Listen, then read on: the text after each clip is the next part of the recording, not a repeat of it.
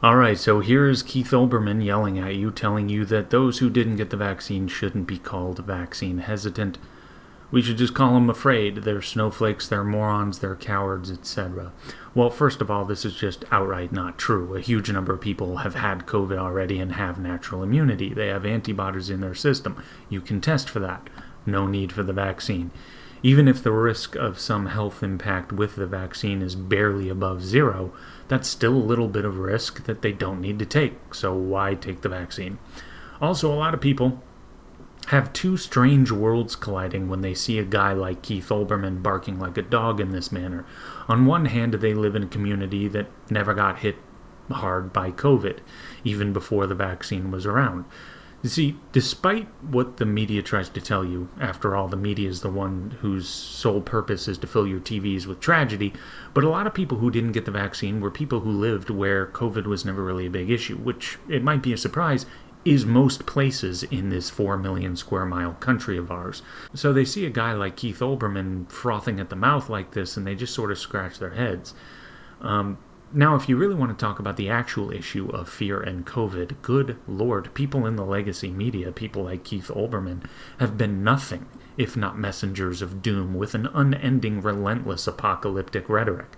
You want to talk about an unhealthy relationship to fear? This guy and people like him are patient zero. Also, if you want to talk about actually helping the situation in the US, I've mentioned this several times before, and no one in the legacy media should ever be taken off the hook for this, which is their painfully obvious and consistent omission of calling out the overweight and obese. For a year and a half, they have said next to nothing about one of the biggest issues impacting health and negative outcomes when it comes to COVID.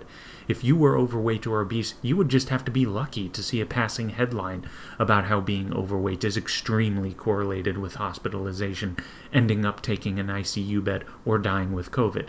You're certainly not going to hear it from people like Keith on any consistent basis. Nearly every day for a year and a half, people like Keith here chose not to say anything. Now, should it be a crime that they don't say anything? No, but you sure as hell don't then get to climb up to a podium and start barking about anything having to do with morality to us.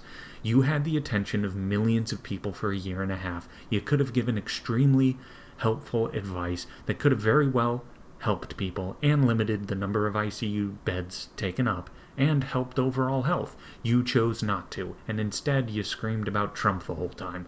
Dare I say, we don't need you, thanks. And I should say this, failing to lose weight actually does have a lot to do with fear. It's a lifestyle change, and you're taking away a way of life that you're very comfortable with, you feel very secure with.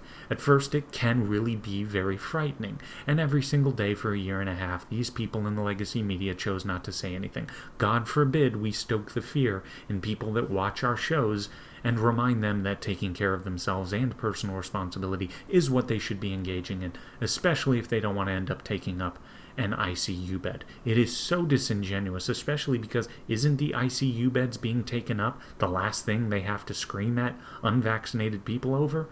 Well, every day they chose not to say the one thing that would have had a major impact on that even before the vaccine was around.